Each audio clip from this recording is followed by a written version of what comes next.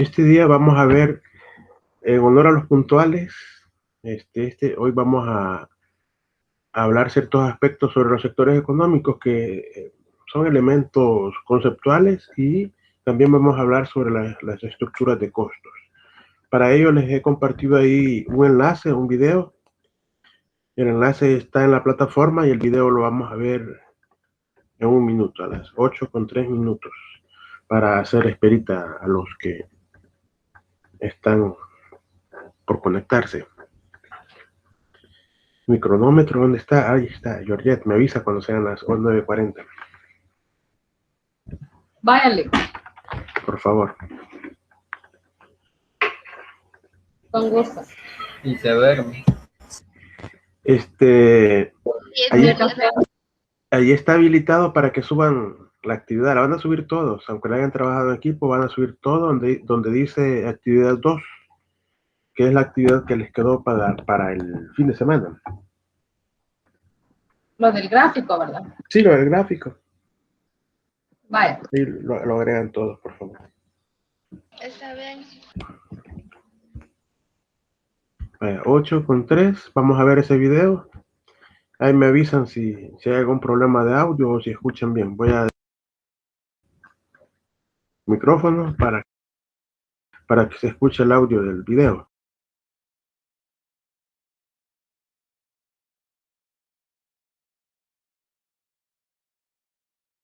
Los 5 sectores económicos de la economía. Los sectores económicos o sectores de producción son divisiones de las actividades económicas agrupados de acuerdo a características comunes. Son conocidos como sectores económicos, sectores productivos, sectores de producción o simplemente sectores de la economía. Los sectores económicos facilitan el análisis y estudio de la producción económica, pues permiten clasificar actividades económicas similares que compiten o se complementan entre sí. Los sectores económicos también son útiles para las cuentas nacionales, y son usados por las instituciones nacionales de estadística en sus informes sobre la producción económica, PIB, crecimientos sectoriales, pago de impuestos, creación de empleo, etc. Sector primario. Envuelve labores o actividades enfocadas en la extracción de recursos provenientes del medio natural. Incluye actividades agrícolas, mineras, ganadería, pesca, silvicultura y caza. Los productos del sector primario son usualmente usados como factores de producción en procesos industriales, pero también pueden ser bienes finales para los consumidores. Sector secundario. Incluyen a empresas y trabajos que transforman materias primas en productos terminados, agregando valor. De él hace parte el sector industrial, tanto la industria ligera como la pesada. Algunos productos del sector secundario son calzado, electrónica, muebles, productos de aseo y belleza, plásticos, alimentos procesados, ropa, automóviles, etc. Sector terciario. Este sector engloba la prestación de servicios o las consideradas partes blandas de la economía o bienes intangibles. Pueden ser servicios privados o públicos como educación, salud, banca, transporte, comunicaciones, entretenimiento, comercio, servicios legales, etc. Es el sector que más personas emplea, en especial en los países más desarrollados. Sector cuaternario. Este sector es una subdivisión del sector terciario, enfocado en labores intelectuales o la economía del conocimiento y no labores repetitivas. Algunos servicios de este sector son la investigación y desarrollo, tecnologías de la información, consultorías, planificación financiera, etc. Sector quinario. Este sector es otra subdivisión del sector terciario del que hacen parte actividades de creación, reordenación e interpretación de ideas y proyectos. Incluye el uso de datos y nuevas tecnologías para tomar decisiones. Se enfoca en la toma de decisiones. Algunos ejemplos son altos oficiales del gobierno, directivos de compañías, directivos de ONG y líderes tecnológicos. Para más información visita actividadeseconómicas.org.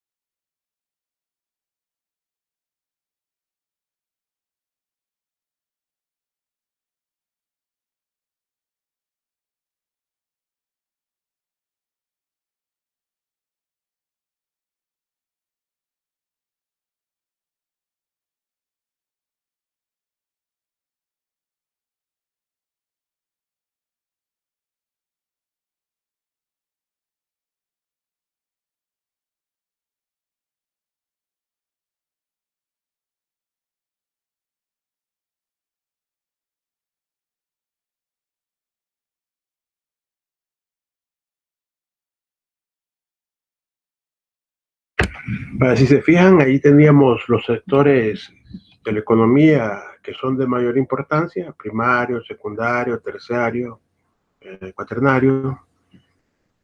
Por lo general ponen hasta el cuarto sector. Otras economías ponen el quinto, el sexto. Pero si se fijan, el video ahí nos representaba de cómo es la procedencia de los factores productivos cuando hablamos del sector primario. Esa referencia es parecido a un ejemplo que les ponía la vez pasada. Se tala un árbol en un bosque, ese árbol que se tala, al procesarlo se convierte en madera, o sea, tablas y todos los insumos que ocupa un carpintero. Entonces, esa tabla deja de ser parte del sector primario, pasa al sector secundario, ya procesada, y posteriormente, ya cuando esta tabla se corta, se le empieza a dar forma para hacer muebles u otros bienes de uso, pasa al terciario. Entonces así se va procesando los recursos y posteriormente podemos ver que se puede, este ejemplo del que estamos hablando se puede complementar con la venta de con el proceso de realizar la oferta, digamos, la oferta, de proponer esos muebles que van a salir, de los que vienen desde el sector primario, secundario, terciario, hasta llegar a la oferta en el sector servicio. Es así como se va dinamizando la economía dentro de toda la estructura que la constituye por medio de sus sectores económicos. ¿Dudas, comentarios o preguntas sobre cómo funciona y cómo está integrado cada uno de los sectores? ¿O referente al video que se vio? A mí el primario no me quedó claro. ¿Me lo repite, por favor? Hola, hola. ¿Quiénes son los que componen el sector primario? El sector primario lo constituyen todos los recursos procedentes de la naturaleza. Puede ser, digamos, cereales, lácteos, madera, como lo mencionábamos. O sea, son todos los que tienen un origen natural, o sea, proceden de forma directa, es un recurso natural prácticamente. Y se convierte en secundario cuando ya se transforma. Si hablamos que los lácteos, la leche sería el sector, ¿a qué sector pertenecería? Al primario. Al primario. Luego viene el dueño del hato, parece que sí, el hato de ganado, o sea, del conjunto de vacas, extrae la leche de esta leche la transforma en queso, en crema y todos sus derivados. Ese resultado, ¿qué sería? El secundario. El secundario. Viene esta leche transformada en queso o crema, se va para un restaurante, viene la señora dueña del negocio, lo convierte en casa de hamburguesas u otro plato, o sea, un plato para que lo consuman y lo venden. Ya se convierte en un servicio para ofertar a los consumidores. Estaríamos hablando de El terciario. exacto. Entonces así va la cadenita.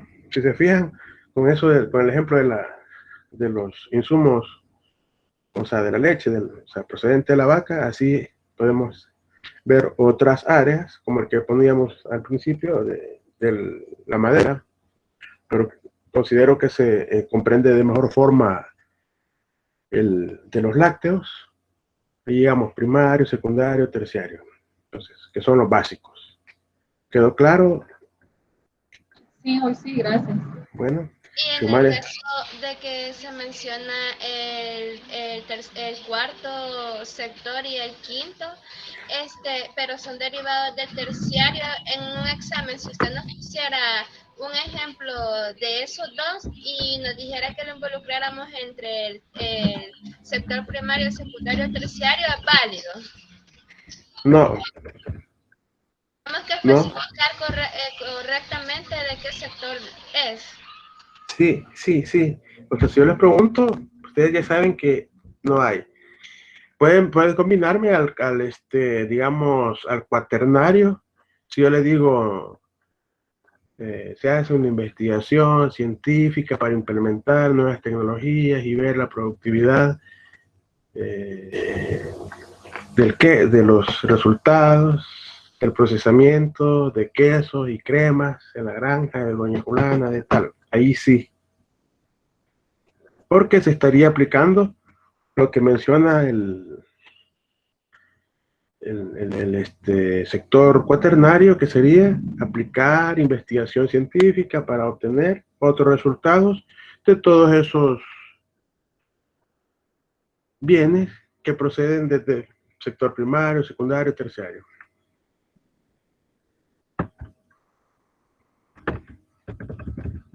Está bien. ¿Alguien más? ¿Otra pregunta?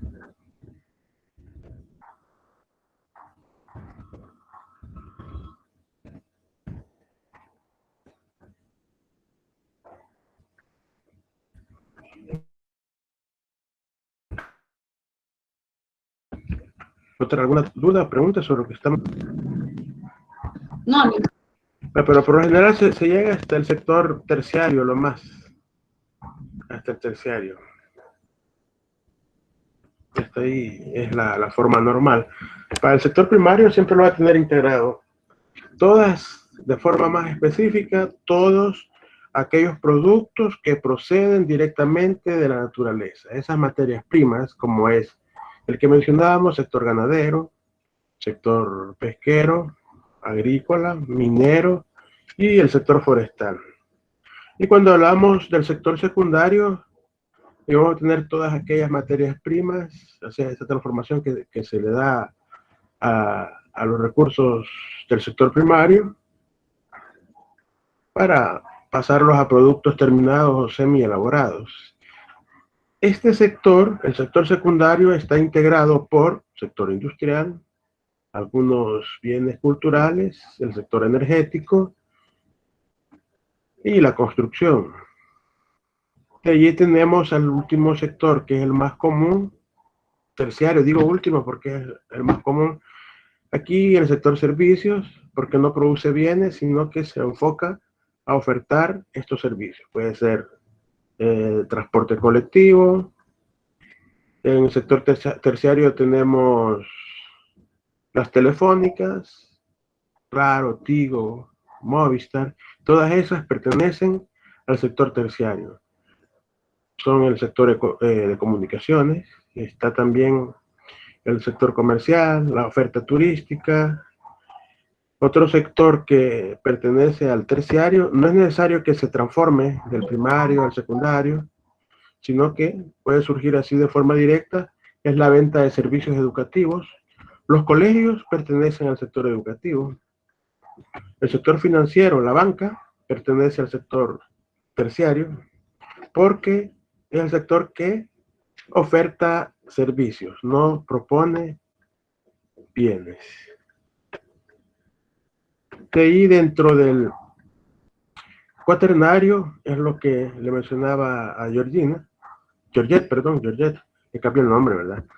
Sector cuaternario es cuando se producen servicios de transformar un recurso, puede ser modificar una tecnología, modificar o cambiar la información, va más enfocada a procesos de desarrollo del conocimiento, la investigación o innovación. Y el quinario, que es el quinto, ese por lo general no se usa. El quinario, son algunos economistas, aquí se incluye la seguridad, los servicios de emergencia. Los servicios de emergencia pueden ser paramédicos, los bomberos, sector seguridad y otros. Las actividades domésticas, que en algunos análisis se dice que es el trabajo invisible. Entonces, esos van incluidos en el sector quinario cuando se habla de algunas teorías, pero por lo general llegamos hasta el sector cuaternario.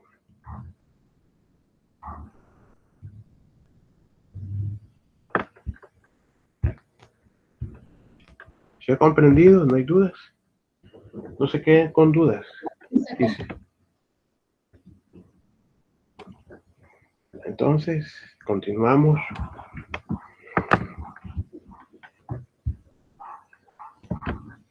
Vamos a hablar sobre cómo producir. Si recuerdan, hemos venido tratando de desarrollar las interrogantes que se le presentan al problema económico: el qué, el cómo, el cuánto y para quiénes producir. Vamos a continuar hablando sobre el cómo producir, y aquí surgen unos instrumentos económicos que se denominan curvas isocuantas. Entonces, esta técnica o esta herramienta económica dentro de las unidades productivas va más orientada a la transformación de insumos o factores productivos, incluyendo procesos e implementación tecnológicas con la finalidad de transformar este recurso y ofertar al mercado determinado servicio o bien para satisfacer las necesidades de los consumidores. Ese es el objetivo de toda empresa: maximizar sus beneficios o ganancias económicas. Si se fijan, ahí tenemos una pequeña fórmula. El beneficio total va a ser igual a todo aquel ingreso total que perciben las empresas, restándole o eliminando el costo total. Ahí tendríamos el beneficio total. También se puede hacer multiplicando el precio de las unidades por las cantidades producidas menos el costo total, y nos va a dar igual a los beneficios o maximización de estos de forma total. Ahora, ¿qué es lo que se busca? ¿Cuál es el objetivo de toda persona que planifica, diseña y lleva a cabo el desarrollo de una empresa? Es obtener el máximo de producción y considerando todos aquellos costos que se dan en ese momento. Pero también, cuando decimos maximizar esta producción, es utilizar todos esos recursos con los que cuento para que me generen márgenes de utilidad y rentabilidad. ¿Cómo voy a obtener esto? Reduciendo los costos para obtener mayor nivel de producción, y por lo tanto eso me va a conllevar a obtener máximos beneficios. Entonces, si se fijan, el objetivo de todo empresario va a ser ese: maximizar el beneficio, minimizando costos y maximizando la producción.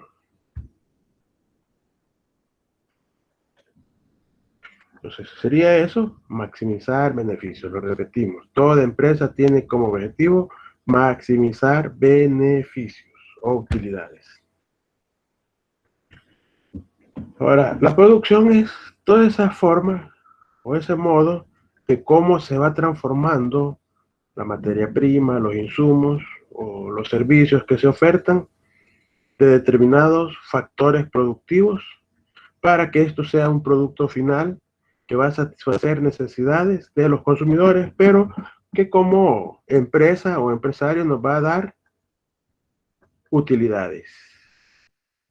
Ahora, para identificar todo esto, necesitamos integrar o hacer una función producción. Una función de producción. Cuando hablamos de la función, hay varios elementos que se consideran variables, y estas pueden ser independientes y dependientes. Para ello hay que correlacionarlas, y esto nos va a dar o nos va a reflejar indicando la cantidad de factores o insumos con los que se cuenta para procesarlos, transformarlos, y que a esto se le va a denominar producción, que va a dar como resultado un nivel de producción considerando unidades de tiempo.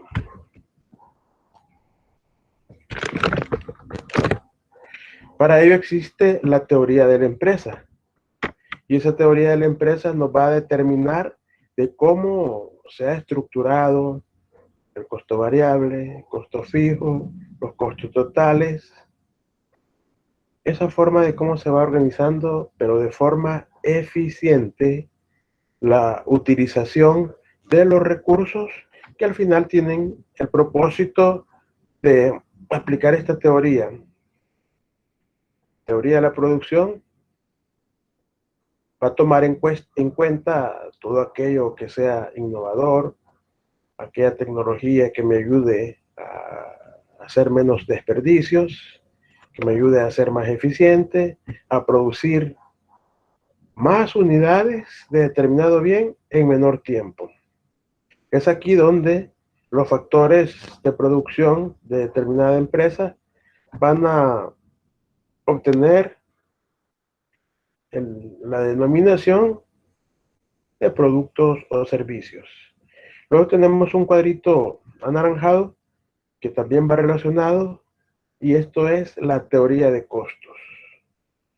Dentro de los costos, ya hemos mencionado, van a estar los costos variables, costos fijos, y todo esto dentro de la economía va a tener ciertos cambios de acuerdo al nivel de producción o los precios con los que se encuentren en el mercado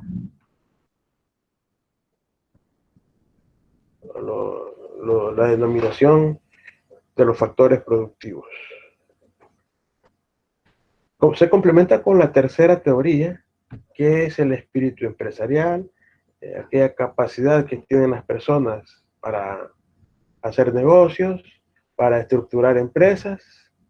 O sea, toda forma de cómo se van organizando las empresas se le va a denominar teoría de la organización empresarial.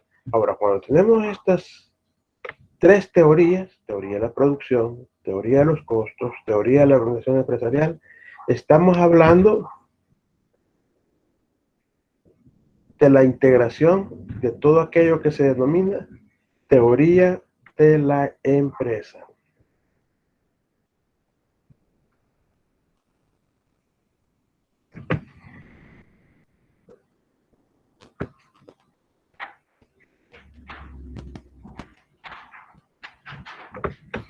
Esa función de la producción va a ser un elemento integrado por variables independientes y dependientes que nos van a indicar cómo se va maximizando el nivel de producción y la modalidad de cómo se puede ir generando mayores beneficios, pero para ello podemos hacer ciertas combinaciones de factores productivos, y es ahí donde nosotros vamos a ver el nivel de producción que la empresa va generando de acuerdo a la combinación de factores productivos, y va a depender muchísimo de la aplicación y el uso de tecnologías,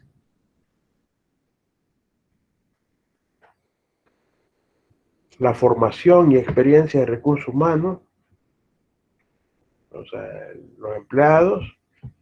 Todo esto nosotros los podemos describir de acuerdo a cómo se encuentra esa función. Si se fijan, Q es el nivel de productos obtenidos, y todo esto va a estar en función de los niveles de los diversos factores productivos que estemos utilizando o transformando. Entonces Q va a ser igual o va a estar en función X1, X2, X3 y X a la N. X1 sería factor productivo 1, X2 factor productivo 2, X3 factor productivo 3. O sea, va toda esa combinación. Por ejemplo, puede ser la cantidad de quesos, si hablamos siempre del sector ganadero, la cantidad de quesos producidas por la granja de Georgette Marroquín va a ser la siguiente. Ella cuenta o tiene 20 personas, 20 empleados, pero tiene 40 vacas.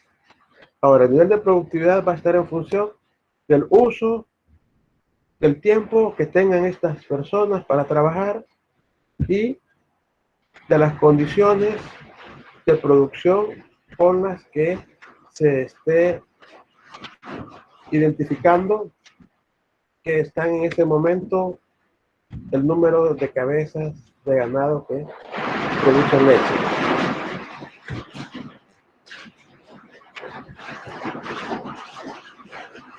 Ahora, cuando nos vamos a esto de la teoría de la producción, vamos a encontrarnos que podemos hacer ciertas proyecciones en el corto y en el largo plazo. Toda empresa puede hacer cambios o modificaciones de sus factores a través del tiempo, pero para esas alteraciones o niveles de producción es importante estudiar los procesos productivos en un inicio a corto plazo. Entonces, cuando hablamos de estos plazos, en el corto plazo estamos haciendo un enfoque que el nivel de por lo menos uno de los factores va a permanecer fijo. Cuando poníamos el ejemplo de que Georgette tiene un número de vacas o cabezas de ganado, sus factores productivos son las vacas y el recurso humano. En el corto plazo, ella no puede modificar el recurso humano. Puede tener, digamos, 40 cabezas de ganado, productores de leche, pero a la vez puede comprar 10 más, va a tener 50. No va a poder modificar el número de personas que trabajan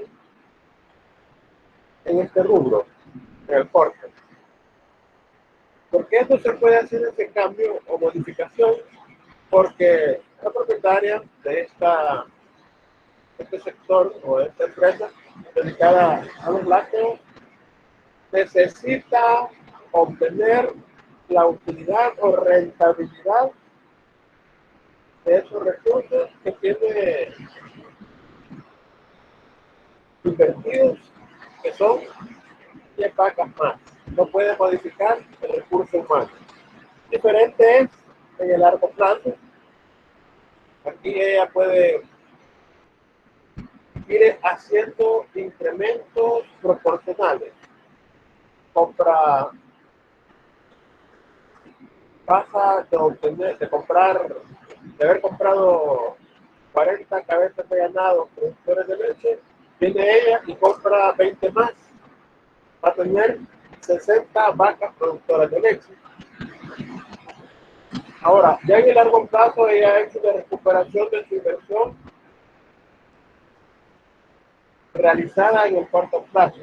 Entonces, ya en esto, que es el largo plazo, ella puede contratar 10 personas más, porque si no estaría llegando a un nivel de rendimiento decreciente y la obtención o la retribución de esa inversión no estaría siendo aceptable, no estaría teniendo pérdidas, porque el número de personas que tiene el corto plazo y las mantiene, o sea, no contrata más personal.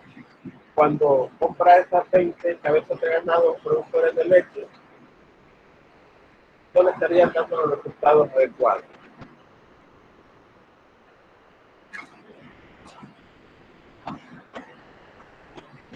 Ahora, todo proceso de producción en el corto plazo, dentro de lo que es la estructura funcional de una empresa, va a depender siempre de estos dos factores básicos: capital y trabajo. Tenemos Q, que sería la cantidad de unidades a producir en función de K, que es el capital, y L, que sería el trabajo. Ahora, todo este nivel de capital no puede alterarse durante el periodo de corto plazo, por eso se le denomina factor fijo. Y para llevarlo a ejemplo, sería el número de personas que están trabajando en ese momento, no se pueden cambiar, no se pueden modificar, no se puede reducir ni aumentar, sino que se mantiene como factor fijo.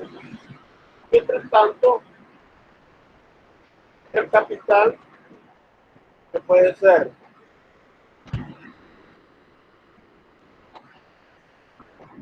comprar nueva maquinaria o tecnología, puede ser, digamos, máquinas para ordeñar la vaca, que sean ya más avanzadas, de mayor tecnología, mayor velocidad, o ampliar infraestructura. Entonces se va a denominar factor variable.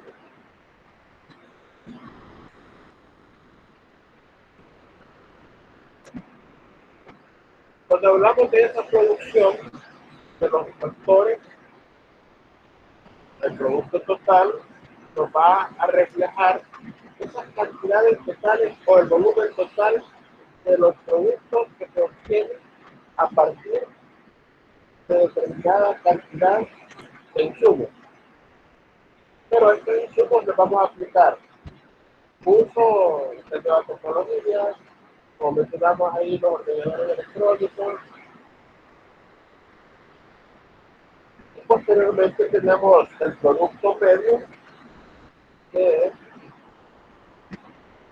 va a corresponder o va a estar relacionado con esa producción de insumos o factores variables que se utilizan para los procesos productivos. Y esto se va a obtener haciendo una operación matemática sencilla, que sería dividir toda esa cantidad o esa cantidad producida entre el nivel de insumo variable, que para este caso sería L. Decíamos que L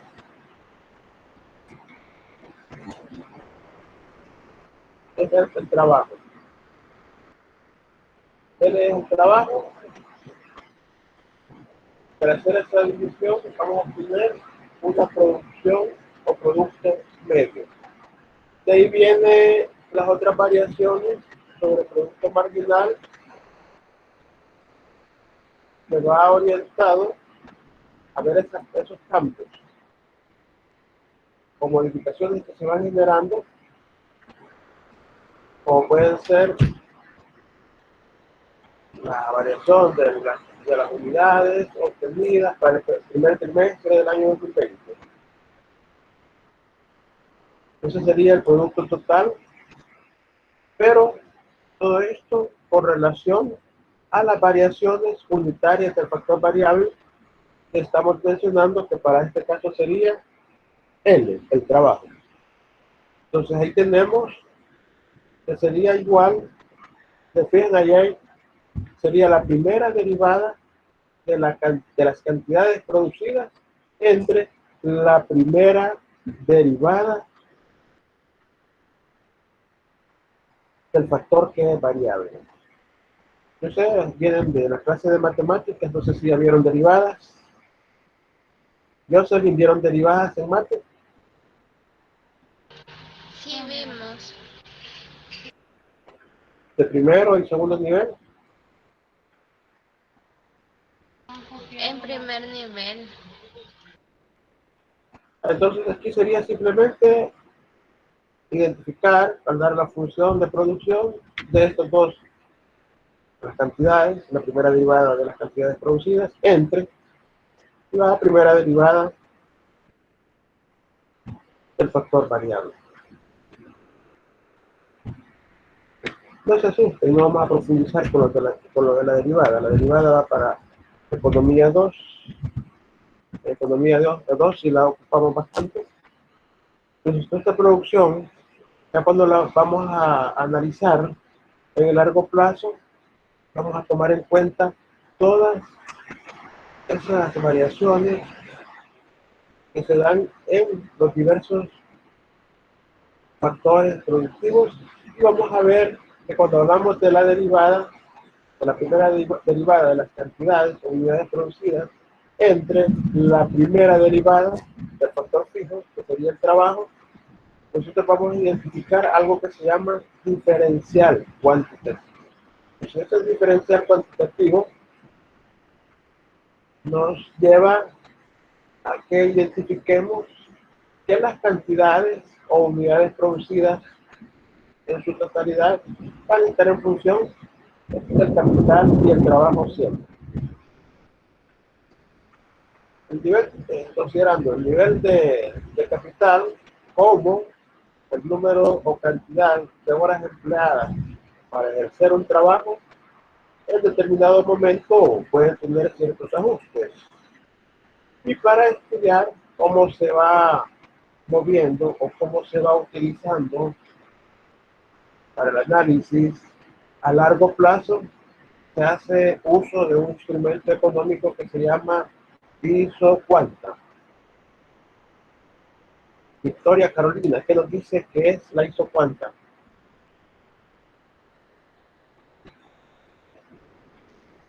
Isocuanta, curva que muestra todas las combinaciones posibles de factores que generan el mismo nivel de producción. Gracias, Victoria Carolina. Si se fijan, ISO va a ser esa combinación o ese conjunto de opciones productivos utilizando ciertos factores, pero que estos me van a ir generando el mismo nivel de producción.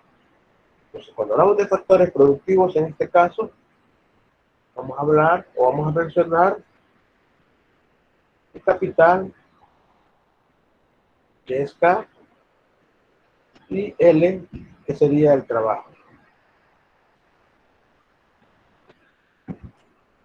Todo esto nos sirve para que se hagan ciertos análisis o enfoques. Entonces, el enfoque analítico sería ver que esa cantidad de unidades producidas van a estar en función a el número de o la cantidad de recursos utilizados y el trabajo, capital y trabajo.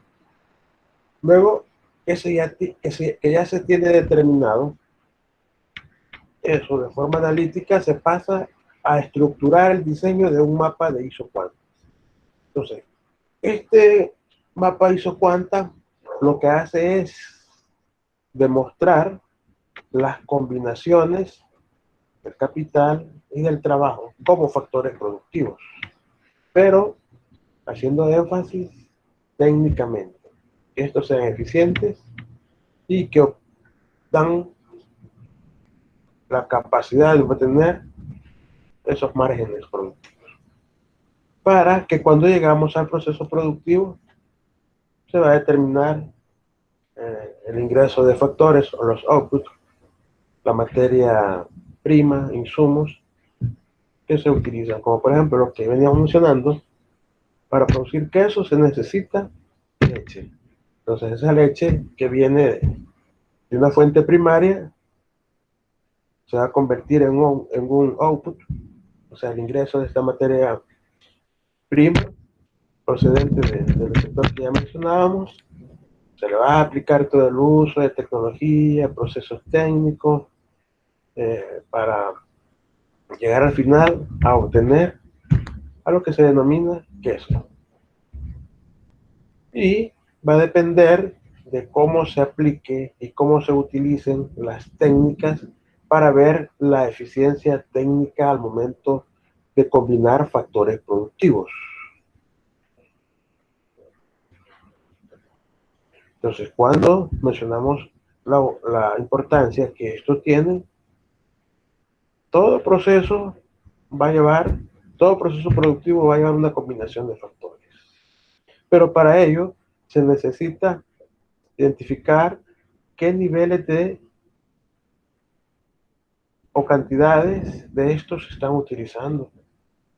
Entonces, en todo proceso no va a existir que se utilice menos de un factor y más del otro, sino que tiene que existir un equilibrio. Por ejemplo, decimos que la cantidad de quesos producidos va a estar en función del capital, o sea, el recurso procedente del sector primario, o sea, que es la leche, y del uso de números de horas de las personas que se dedican a trabajar en la empresa productora de leche. Entonces, cuando hablamos de la eficiencia técnica, ambos tienen que estar en un equilibrio para avanzar así al mismo nivel de producción. Entonces, desde el enfoque microeconómico, ISOs quiere decir igual y cuánta las cantidades. Entonces, ISOs procedente del griego y la palabra cuánta o cuánto procedente del latín, esas cantidades.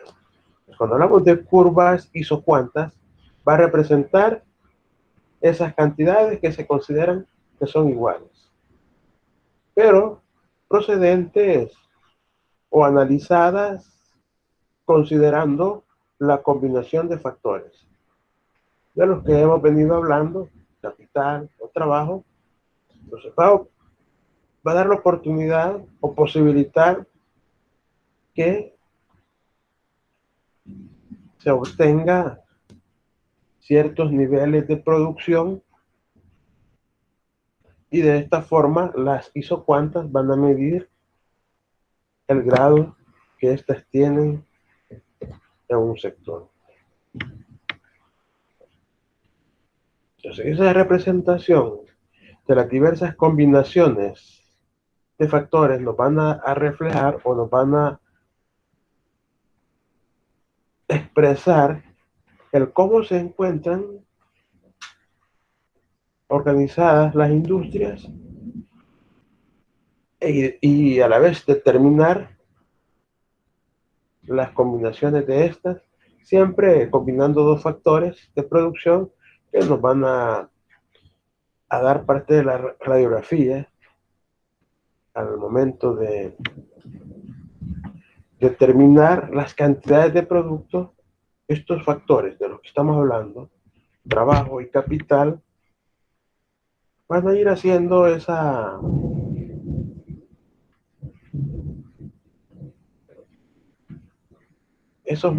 reflejo de los márgenes productivos, tomando en cuenta uso de tecnología, de recursos humanos, que es todo aquel grupo de personas que venden su fuerza laboral por horas a una empresa. Ahorita tenemos 4 características básicas de las isocuantas. ¿Cuál es la primera, Jocelyn Maciel? Las isocuantas no se cruzan. Si se fijan, al trazar o dibujar ciertas figuras geométricas, como son las isocuantas, no se van a cruzar, van a estar separadas. Georgette, ¿qué nos dice la segunda característica? Son convexas al origen. O sea, gracias, nos dice que son convexas, o sea que convexo es lo contrario de cóncavo. Entonces son lo contrario de lo que estábamos viendo en una de las clases, que se denomina frontera de posibilidades de producción. O sea que a esa curva que veíamos la vez pasada, le vamos a dar vuelta y va a estar con apertura hacia arriba. Salvador Alfredo, ¿qué nos dice de la tercera característica?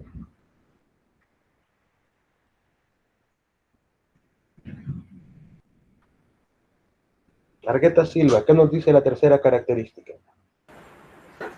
Tienen pendiente negativa dentro de las posibilidades eficientes de producción. Entonces, si se fijan, la pendiente va a ser negativa. Pero eso no quiere decir que no hay niveles de producción, sino que al contrario, hay ciertos niveles de producción donde hay márgenes de equilibrio. Y la cuarta nos dice que a mayor distancia hay del origen, o sea, las curvas más altas nos están dando el panorama donde hace referencia a que los niveles más altos de producción están ahí. Aquí tenemos, si se fijan, de esto, que todo lo que estaba mencionando en esta parte de la presentación son las características de esta gráfica que tenemos aquí. Tenemos la combinación o comparación de dos factores productivos. Digamos que A es capital y B es trabajo. Empezamos a hacer las combinaciones. ¿Se fijan? Cuando nos mencionaba que es convexo, está a lo contrario de la figura que hacíamos la semana pasada en la clase, que era la frontera de posibilidades de producción. A medida me voy distanciando del origen, aquí me voy distanciando de este origen, hay cierto nivel de ingreso y de producción. Pero paso a la segunda, hacia arriba. O sea, la segunda isocuanta, que es la que está en medio, me dice que voy incrementando mi grado de utilidad de los recursos, que son capital y trabajo. Pero llego a la tercera y me dice, usted está produciendo mayores cantidades o unidades utilizando el capital y el trabajo eficientemente. Es decir, que no está desperdiciando tiempo, no está desperdiciando materia prima y ha focalizado los rubros o áreas a los cuales en ese momento hay demanda. Entonces es así como podemos observar esos cambios que una isocuanta va a ir indicando. Pasamos, esto es lo mismo, ahí está el movimiento que pasamos del cuadrante del gráfico 1, pasamos al 2 hasta llegar al tercero, donde podemos identificar esos beneficios o utilidades generados.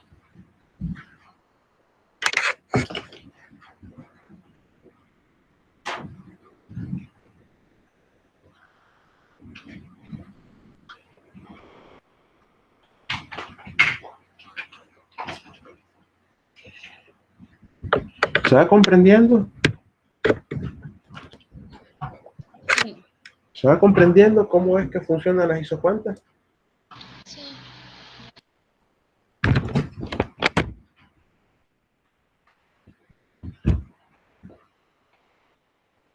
Ahora, al momento de hacer el uso, ¿se fijan?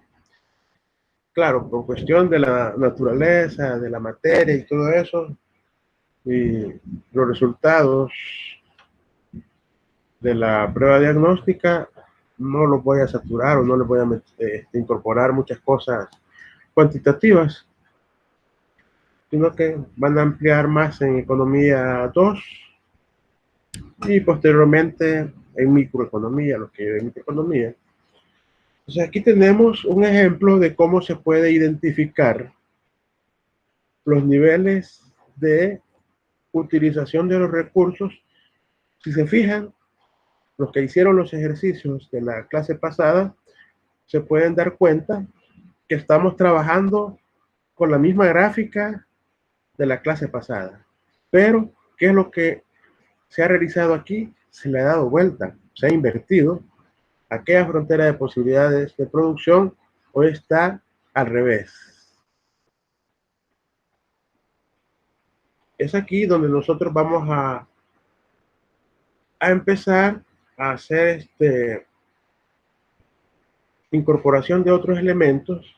Tenemos una línea celestita que se dice que es la senda de expansión a largo plazo cuando estamos combinando capital y trabajo. Ahora, esta senda de expansión, aplicando lo que es la teoría económica, esa línea va a estar a 45 grados. O sea, es la mitad de esos 90 grados que tiene el ángulo del cuadrante con el que estamos trabajando. Pero esa sería la expansión a largo plazo.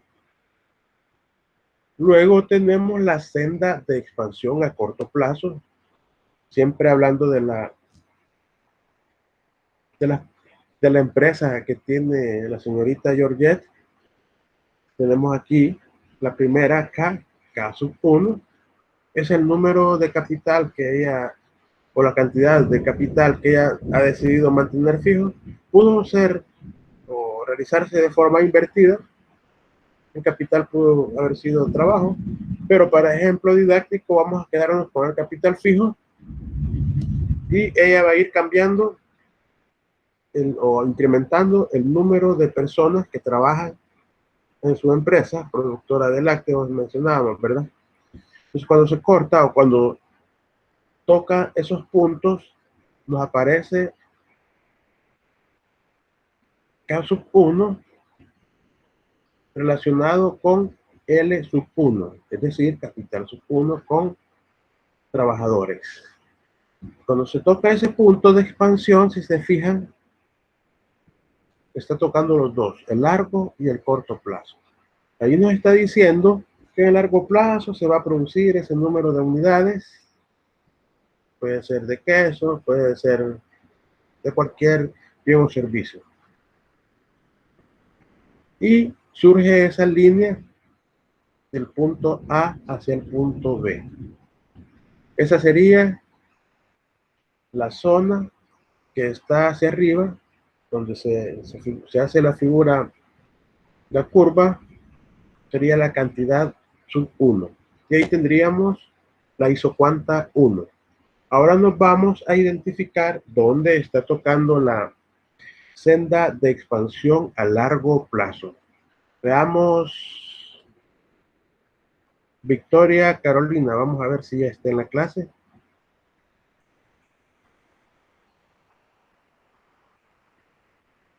Xiomara Elizabeth. Sí, Liga, aquí estoy. Vale, veamos. Estamos hablando de la segunda curva, que es cuando mencionamos acá sub 2, o sea, las dos unidades de capital. Voy a hacer una ampliación para que lo vean mejor. Entonces tenemos K sub 2 y L sub 1.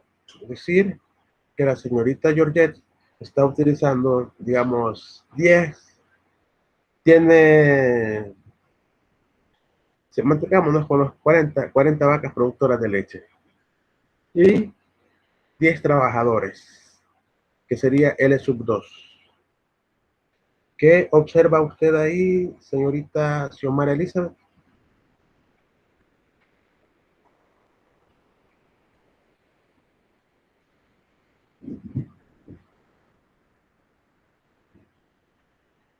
¿Puede repetirme ahí, licenciado, que está lloviendo fuerte aquí, casi no escucho?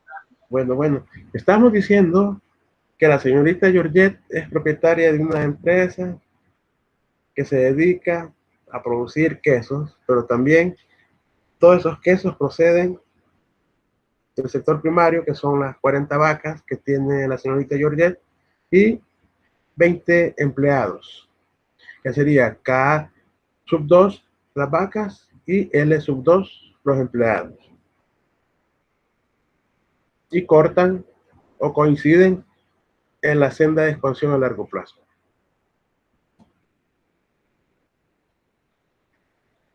¿Qué sería aquí? Que va a producir, bueno, yo pienso que es como que va produciendo lento. Vale. Ahí lo que estamos observando es que ella ya ha recuperado gran parte de su inversión. Esa senda de expansión va a largo plazo, o sea, más de año y medio, 2 años. Ella no tiene mucha precisión por mantener el capital y el trabajo estable, sino que ella puede quitar o incrementar el número de trabajadores, de igual forma puede vender un número de vacas. Ahora, ¿qué pasa cuando nos vamos al siguiente punto, que es la línea verde? La línea verde, ella dice que se va a mantener con ese número de, con esas unidades de vacas productoras de leche, pero que puede quitar o poner personal, puede sustituir. Se mantiene la línea verde. ¿Qué pasa, Jocelyn Maciel?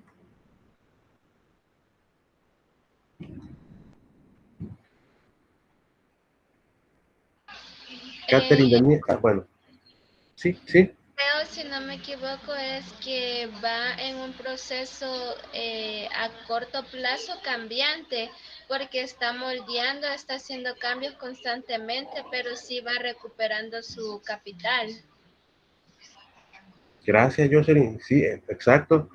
Como bien lo dice Jocelyn Maciel Merino Flores, aquí Georgette, bajo esas decisiones que ha tomado, dice, voy a mantener el capital fijo y cualquier ajuste que tenga que realizar, me lo voy a jugar quitando empleados o reduciéndoles horas de trabajo, porque yo lo que necesito es que mi senda de expansión en el corto plazo no me genere pérdidas, porque posteriormente esa senda se va a convertir en expansión a largo plazo, dándome retribución a todo el esfuerzo y sacrificio de los recursos, el tiempo que en este momento estoy realizando. Así es como se va visualizando de forma geométrica el uso de estos factores, trabajo y capital.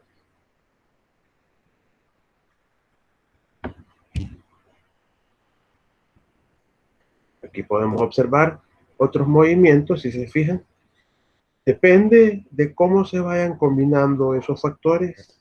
Estamos hablando siempre de rendimientos dentro de las isocuantas, ese rendimiento a escala.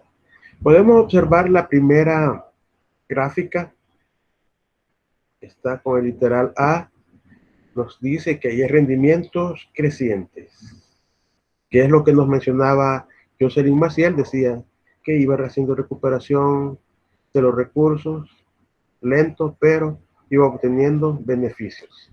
Es decir, que se va moviendo de la línea 1 a la línea 2 hasta llegar a la 3, o sea, se va incrementando. Su senda de expansión se va ampliando. Ahora, ¿qué pasa con los rendimientos constantes? Va creciendo, pero esos periodos pueden ser, digamos que cada 3 meses, ella tiene un rendimiento o utilidad cada 3 meses, digamos, del trimestre 1 al trimestre 2, ella ha obtenido una rentabilidad de $10,000. Del trimestre 2 al trimestre 3, ha mantenido la misma utilidad, que serían esos $10,000. A eso se refiere cuando hablamos de rendimiento constante. Ahora, ¿qué ocurre con el otro? Que serían rendimientos decrecientes. La senda de expansión se va incrementando, pero mi nivel de ingresos o de utilidades se va reduciendo. Podemos observar, es cierto que aquí hay un margen amplio, pero ese margen en ese momento es reducción en trabajo. Es cierto que hay un margen de incremento en capital, pero su reducción está en trabajo. A eso se refiere los movimientos que van generando las curvas isocuantas, que son las que veíamos aquí. Si se fijan, hemos venido paso a paso viendo las características, los aspectos conceptuales. Cuando llegamos aquí, creo que cuando veíamos esta imagen, no se imaginaban el grado al que íbamos a llegar de análisis o interpretación geométrica dentro de lo que son los funcionamientos de aspectos económicos.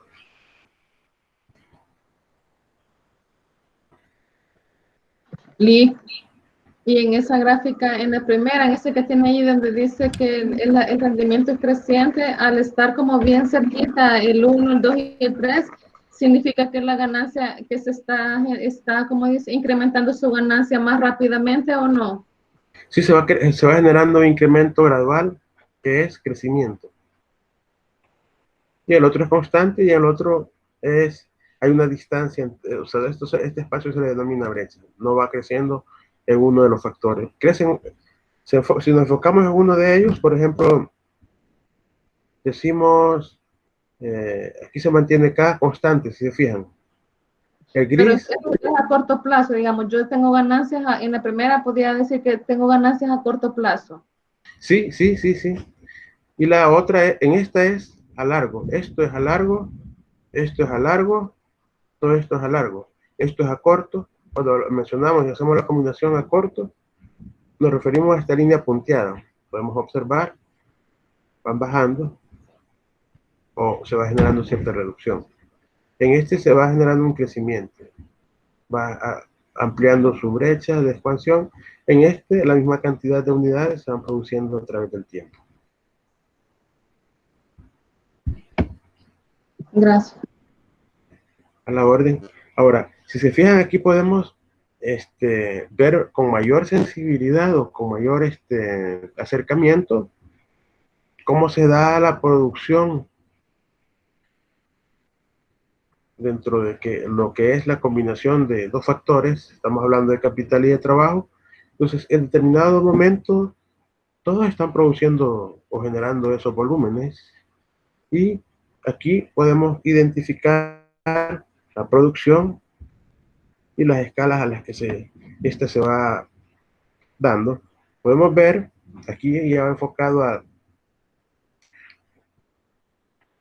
los dos plazos. Primero están los rendimientos crecientes, que son una tendencia más cercana hacia la izquierda.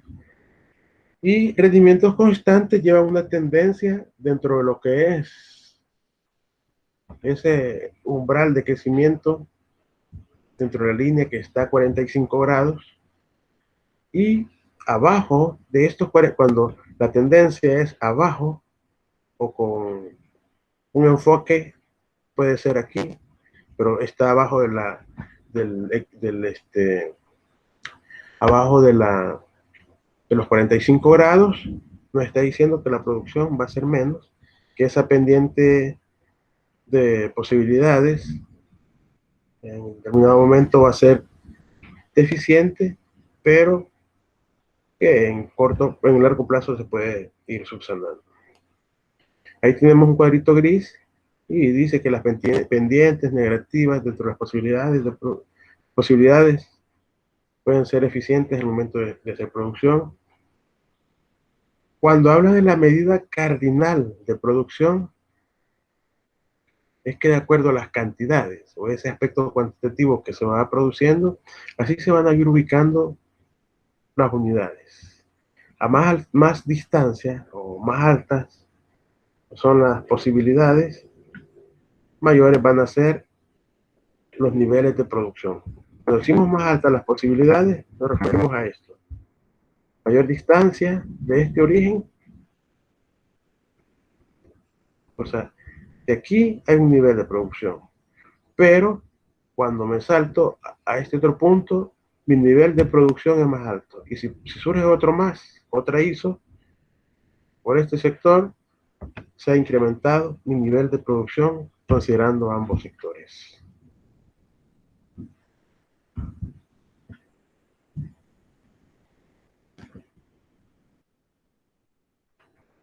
Y podemos observar, aquí hablamos de los rendimientos de escala, hablamos del número de horas de trabajo y el capital, las horas que realiza o se utiliza una máquina para que produzca, y en esta otra, el número de horas de trabajo que aplica un ser humano.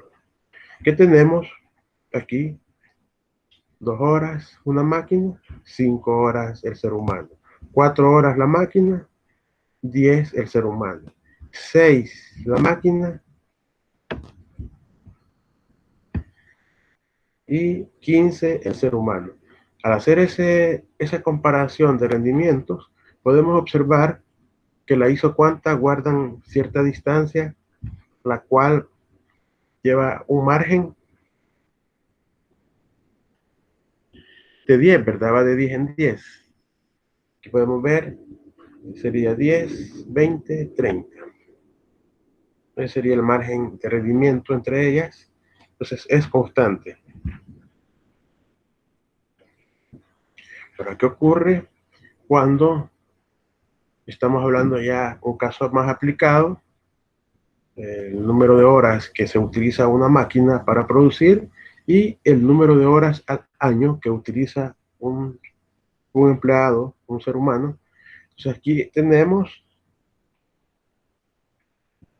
se hace un movimiento del punto A, es más intensivo en trabajo. Estamos utilizando más a la máquina. Aquí estamos utilizando más a la máquina, mientras en el punto B se está utilizando más al trabajador. ¿Cuánta diferencia hay de 90 a 100?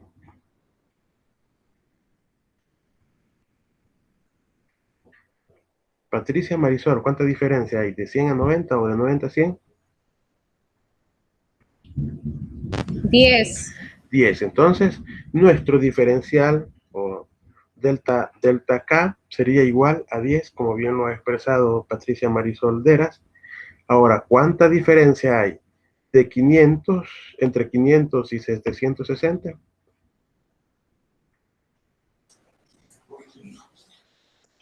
$260. Estarían esos 260. Estos 260 sería nuestro delta L, que es la variación o cambio que se da entre esos dos movimientos, al pasar de A hacia B. ¿Se ha comprendido? Sí. Sí.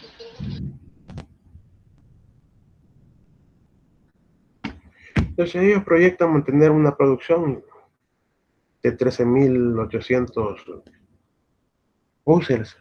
Les dicen, o sea, son como una especie de fardo, ¿verdad? Los bushels. Entonces ahora, si se fijan, hemos visto, son preguntas sencillas, pero al momento de querer darles respuesta, no es simple. Por eso es que cuando en economía se va a dar una respuesta, tenemos que ser lo más técnico aplicando métodos científicos. Esto es solo una de las herramientas para darle respuesta al cómo producir.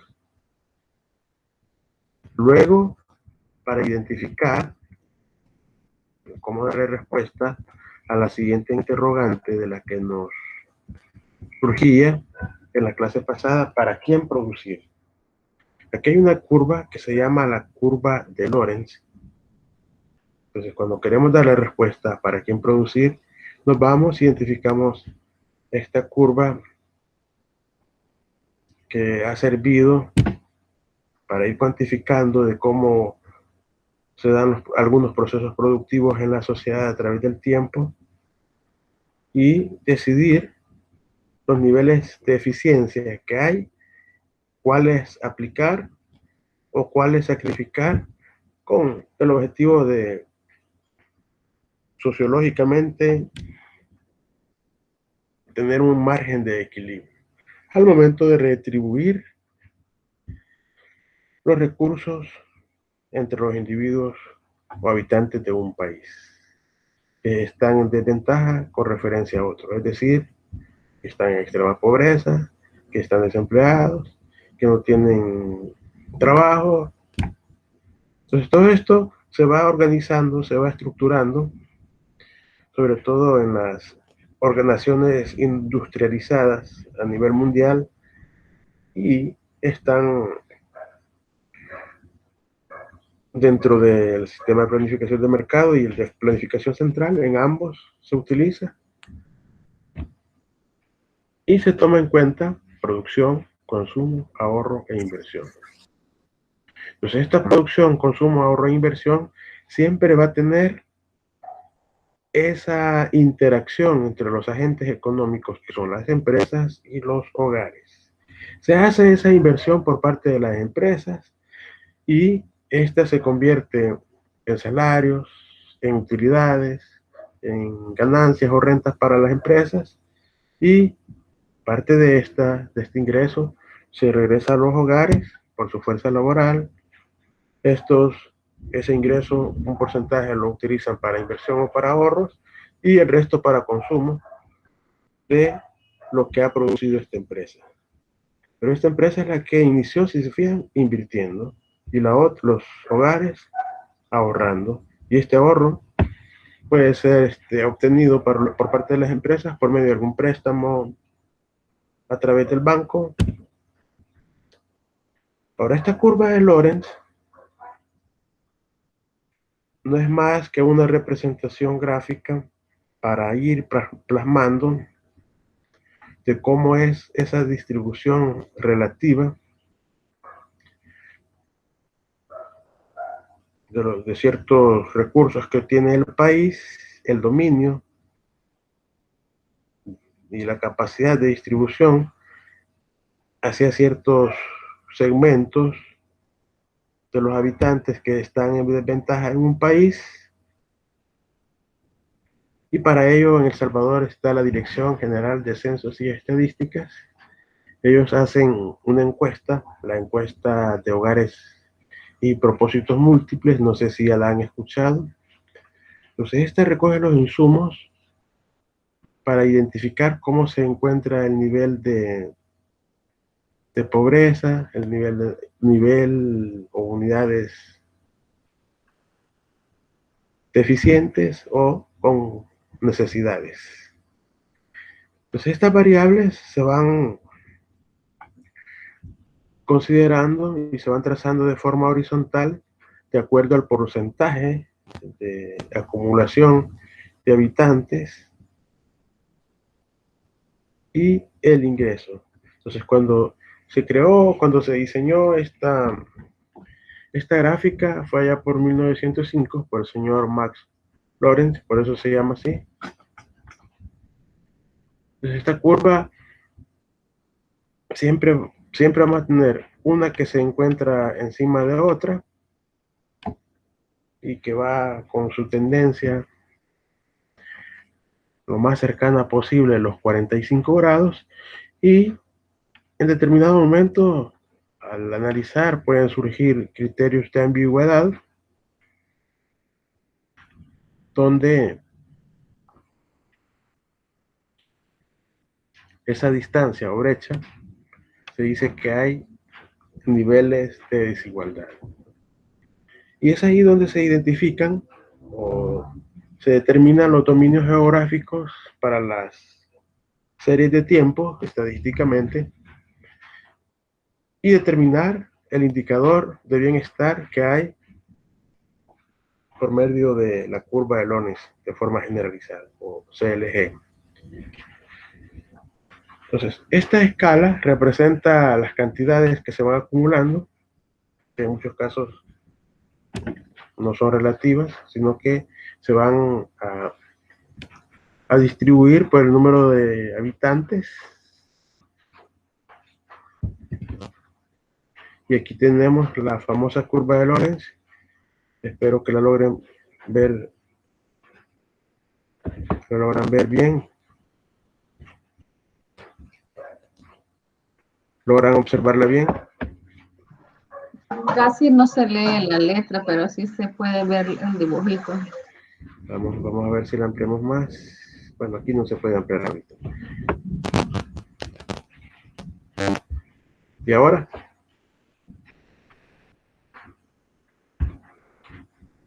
Más o menos. Entonces ahí tenemos un esquema gráfico. En el eje de las Y tenemos el nivel de ingreso de los habitantes de un país, y en el eje de las X tenemos el número o porcentaje de habitantes en un país. Entonces, al hacer esa relación, la curva que nos mencionaba el aspecto conceptual, ahí está en verde. Ese verde nos dice que es el momento que todo espacio, todo punto o par ordenado que coincida tocando esa línea, hay una perfección o un equilibrio de igualdad en ese país. Mientras toda lo que está abajo en rojo es la distancia o la brecha de la que nos habla Lorenz, donde se empieza a generar una inequidad o una falta de distribución equitativa. Luego tenemos el punto B, que es todo lo que está en celestito, está abajo de la curva de Lorenz. Abajo de esa curva todo es desigualdad total. Es ahí donde los países, cuando hacen y van monitoreando la realidad en base a estadísticas concretas, pueden ver cuando se avecina una crisis social y económica. Cuando los países están en ese punto, en toda esa área celestita, tienen que prepararse para todas esas demandas que sus ciudadanos van a exigir, cumplimiento de ciertas expectativas como seguridad social, que es vivienda, agua, alimentos y otros.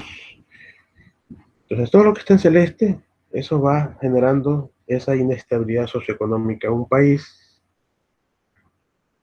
Luego, arriba de lo verde, lo que está en blanco, no se da casi. Eso es lo utópico o lo que se busca, a lo que se busca llegar. Todos los países quieren estar arriba de la curva, de la línea de 45 grados, porque ahí no hay inequidad, sino que hay ese margen de equilibrio o superávit en el cual sus habitantes no requieren los apoyos de políticas económicas, políticas sociales. Entonces esa distancia se le denomina brecha. Cuando más está alejada de la curva de Lorenz, que es la del centro, mayor nivel de perfección en la igualdad. Aquí tenemos un caso, un ejemplo, la curva, siempre hablando de la curva de Lorenz, ya aplicándolo. Podemos observar ahí que en el eje de las X es todo aquel acumulado, aquella densidad poblacional de un país o una zona geográfica. En este caso está expresado en porcentajes, y el eje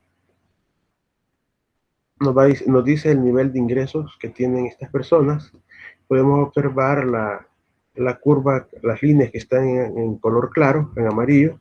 Esa es desigualdad extrema, está abajo de la curva de Lorenz. Curva de Lorenz es todo esto. Podemos observar que el 20% de hogares, digamos, de este país tienen un ingreso que anda por el 20% de lo que normalmente se considera un ingreso saludable o una distribución aceptable. Luego tenemos que el 40% va incrementando, va teniendo más niveles. El 60%, ¿por dónde llega? Hasta logra tocar la curva de Lorenz. Entonces empieza a generarse desigualdad. La distancia que hay de entre 80%, que es y 100%, ¿cuánto es? Sería 10, ¿verdad? Este 10%, si se fijan, tiene aquí la concentración del 100%. O sea, tiene los mejores salarios, las mejores prestaciones, Entonces podemos observar, es aquí cuando se habla de, no sé si han leído o han escuchado cuando dicen alto nivel de concentración de la riqueza. Entonces aquí se está dando en este momento. Aquí, todo este triangulito, todo este punto nos dice que menos, sería menos del 10%, porque anda por aquí, sí. Anda como por el 3, entre el 3 y el 4%, del 5 para allá prácticamente. Está tocando estos puntos. Entonces eso nos dice que la distribución es hay inequidad. Aquí podemos observar, y puse este ejemplo, este material ya está en su aula virtual, para que hagamos una comparación. 2008 porque eran los años con mayor estabilidad de nuestro país, y 1971, que fue cuando se empezaron a establecer ciertas distancias a causa de las concentraciones de riqueza. Y cuando hablamos de esto, hablámoslo de forma técnica, o sea, ¿no? Porque mucha gente le da otro enfoque, le da el enfoque de lucha de clases, le da enfoque ideológico político, y la razón de la economía, cuando de verdad se quieren hacer análisis, tiene que ser lo más objetivamente posible. Entonces, aquí tenemos que en su momento toda la línea azul es 2008 y la línea roja es 1971. De acuerdo a la teoría y al aspecto técnico de la gráfica o curva de Lorentz, para obtener una perfección o un estado de bienestar en el cual la gente esté con sus mejores condiciones, salud, educación, seguridad, buenos salarios, tiene que estar en esta curva negra, oscura. En esos años, en los años 70, podemos ver que las concentraciones de los recursos estaban con altos niveles, y ahí sí, en ese momento sí surgió algo que se llamó lucha de clases, y inclusive justificar una guerra interna, de la cual generó destrozos a nuestro país y el sistema económico principalmente, y las escuelas sociales que han quedado hasta el momento. Esa concentración fue la que le generó ciertos aspectos que al final no eran lo mejor. Tuvieron que hacer una reforma agraria. Bueno, una de las clases veíamos qué cantidades son las que la Constitución dice, cantidad de hectáreas que dice la Constitución que puede tener una persona. Entonces, para quitar, o sea, para eliminar o abolir esa concentración de recursos, fue que se hicieron ciertas reformas que al final resolvieron en cierta medida ese conflicto. Podemos ver que después de esa reforma agraria hubo un pequeño cambio, que es esta distancia que hay entre la línea roja y la línea azul. Se empezó a mejorar las condiciones entre el 40 y 80%, 85% de las personas. Se vio que hubo mayores beneficios, pero siempre, si se fijan, es entre ese 5 o 4%, mantiene esa como especie de concentración de recursos, sobre todo en el sector agrícola. Ahora, ¿para qué sirve esta curva? Sirve para ver cómo ese número de habitantes de un país y los recursos de ese mismo están distribuidos de forma adecuada o no adecuada. Entonces, todo sistema económico también tiene una estructura de precios, la cual nos va a decir que se debe determinar por las fuerzas del mercado. Cuando hablamos de la economía de libre mercado, en ese caso, la oferta y la demanda, productores y consumidores, así como el ejemplo que veíamos el día de la dinámica de las sandías. Así es como juega el libre mercado, pero diferente es cuando dentro de este sistema de precios se habla que hay una injerencia por parte del gobierno o del Estado, sobre todo en las economías planificadas. En un momento se daba en los sistemas socialistas, donde el gobierno decía, o daba la línea, el qué producir, cómo producir y para quiénes producir y cuánto producir. Caso emblemático, Cuba. Diferente es el orden. Aquí como que tengamos Cuba, Estados Unidos. Cuba asignaba y determinaba esos precios. El Salvador, Estados Unidos, dejemos que funcione el libre mercado, de lo cual nosotros somos beneficiados en cierto grado. Todo esto, al momento de ver la determinación de la fijación de precios, podemos identificar aquí que cuando se habla, cuando no hay una generación de demanda, o sea, los consumidores no están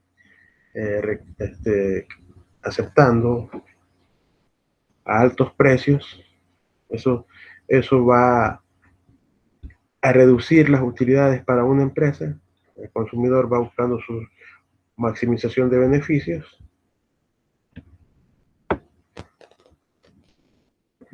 y va a partir de esas percepciones. Ahora, en estos dos, entre los altos precios y bajos precios, siempre van a estar esos elementos que son la estructura de costos, los márgenes de utilidad y beneficio, tanto para el consumidor como para el productor. Es aquí donde el enfoque de forma generalizada de esta fijación de precios siempre va a tomar en cuenta esa estructura de costo y utilidades. Si se bajan los precios para la empresa o para el productor, si ponemos estos precios mínimos o los bajamos, no va a generar ninguna utilidad. Ahora, si nosotros le decimos que se incrementen, va a depender o va a variar de la conducta del consumidor.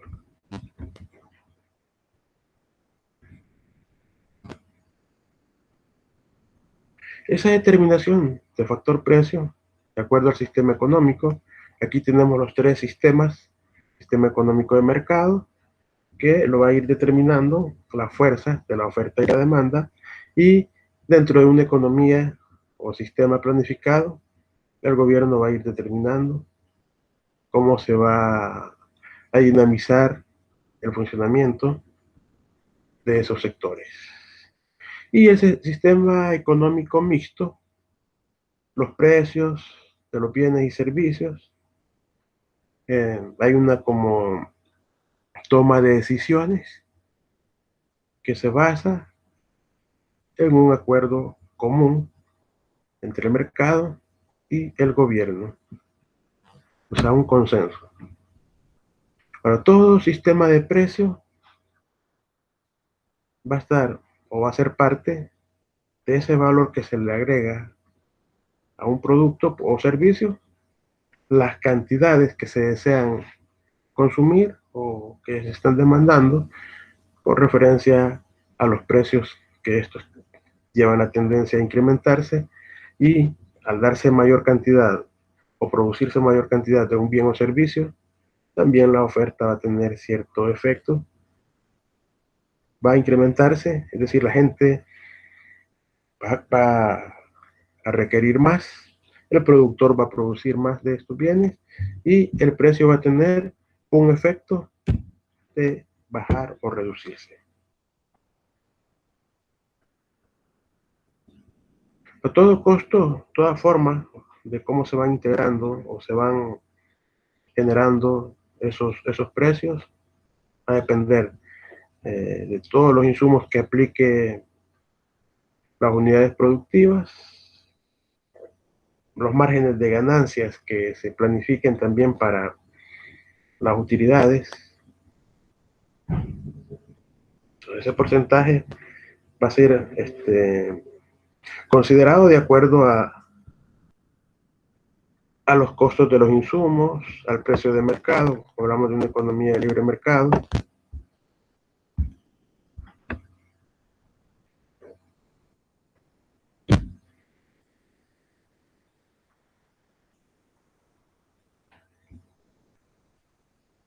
Y todo esto lo que busca al final es tener esos beneficios, márgenes de utilidades, sin perder de vista los costos de producción y la competencia. Hay una cosa que se llama el mix de marketing, precio, plaza, producto y la promoción. Todo eso lo lleva a una competencia en los mercados, pero el que incide de forma directa de esos 4 elementos que le mencionaba del mix de marketing es el precio. Aquí tenemos un pequeño ejemplo. El ingreso personal, todo aquel número de unidades percibidas, unidades monetarias percibidas por un individuo, y esa contribución al Producto Nacional Bruto. El ingreso personal disponible lo que hace es reflejar esa diferencia que queda después de pagar o dar los aportes al Estado, o todos esos costos, y eso es prácticamente lo que va a quedar para consumir, o ya sea para ahorrar. Al hacer esa resta entre lo que es el ingreso personal disponible, al que ya se le ha quitado, bueno, al que se le va a ser igual, ese ingreso personal disponible va a ser igual a que le restemos al ingreso personal. Digamos que usted tiene un ingreso de $10,000 y le resta como parte de los impuestos personales $1,000, le quedan 9,000. Esos $9,000 serían ingreso personal disponible para su consumo o para ahorro. Aquí está un pequeño ejemplo de las capacidades de pago de acuerdo al nivel de ingresos que tienen las personas. Ahí se va a tomar en cuenta los gastos, las deudas, si tienen paga alguna cuota. Esto es a nivel micro y su respectivo nivel de ingresos. Para efecto de ejemplo tenemos ahí gastos fijos 500, deudas vigentes 100, nueva cuota porque adquiere un compromiso, hace un préstamo 150, cuando sus ingresos son de $1,000. Entonces tenemos que vamos a sumar 500 más las deudas vigentes que son 100, llevamos 600, más la nueva cuota que serían los 150 y tenemos 750. Ahora, eso lo vamos a dividir entre su ingreso, que serían $1,000, y nos da 0.75. El porcentaje sería 75%. Eso sería la capacidad de pago. ¿Se ha comprendido, Victoria Carolina y Xiomara Elizabeth? Sí. Jocelyn, Sí, Catherine,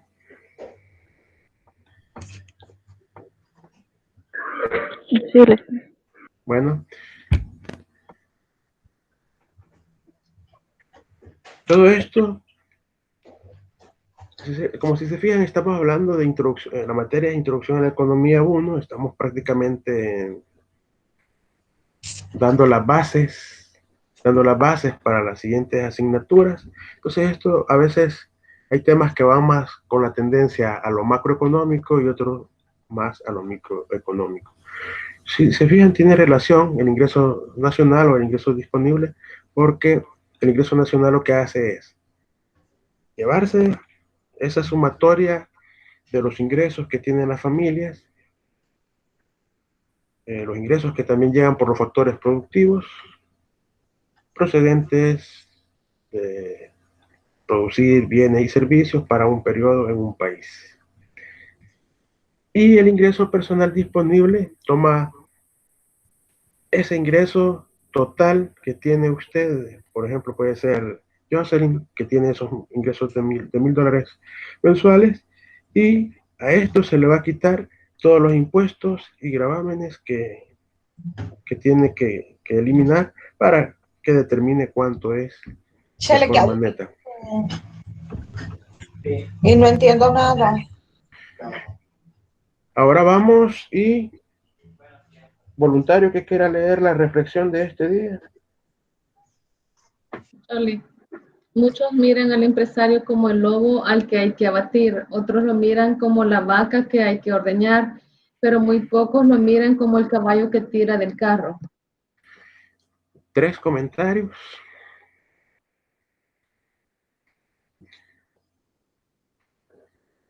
Tres comentarios a la reflexión de este día. Si se fijan, la reflexión está bien relacionada al tema también. Dice, muchos miran al empresario como el lobo que hay que abatir, otros lo miran como la vaca que hay que ordeñar, pero muy pocos lo miran como el caballo que tira el carro. Sí, Jocelyn. Pues yo creo que sería lo que yo entiendo, ¿verdad? Que tal vez la mejor forma de ver a un empresario es como el caballo que tira del carro, porque realmente son los que invierten, ¿verdad? En producción para que los demás tengamos trabajo y tener remuneraciones para satisfacer nuestras necesidades. Muy bien, Jocelyn, también para que el sector privado también es generador de impuestos, mantiene a flote todos esos proyectos sociales del Estado, del gobierno. Gracias, Jocelyn. 2 personas más y finalizamos.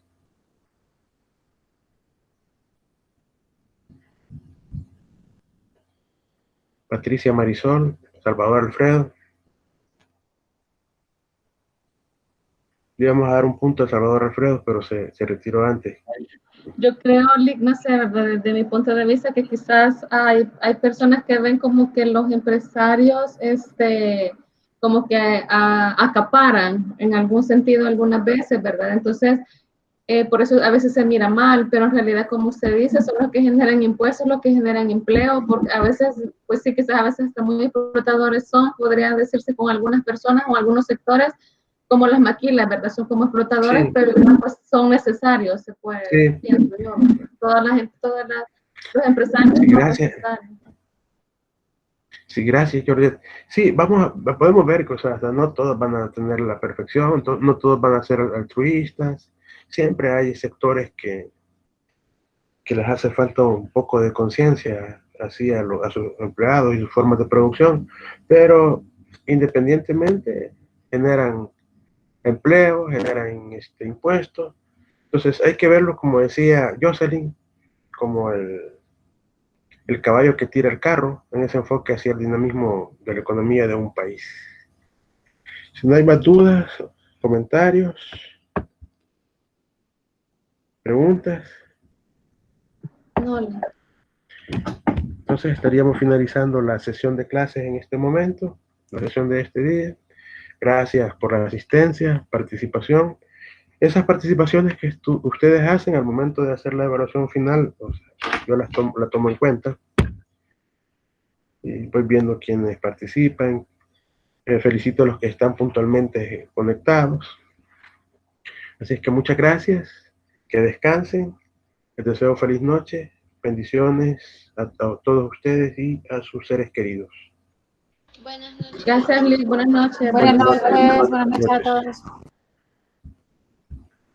Gracias, buenas noches. Gracias, buenas noches. Buenas noches.